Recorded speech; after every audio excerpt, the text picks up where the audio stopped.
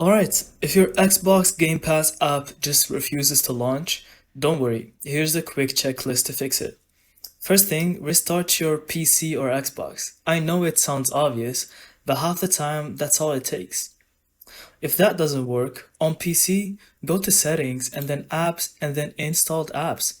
Find Xbox, click Advanced Options, and then hit Repair. If that doesn't do it, hit Reset. That basically reinstalls the app without removing your games.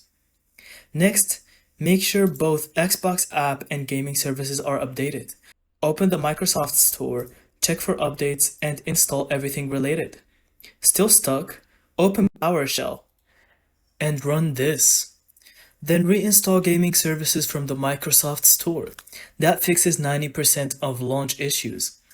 And if nothing else works, uninstall and reinstall the Xbox app completely. Pro tip, make sure your Windows is up to date because Game Pass relies heavily on the latest system updates. That's it. Thank you so much for watching. I hope you found this video helpful and don't forget to leave us your thoughts in the comments.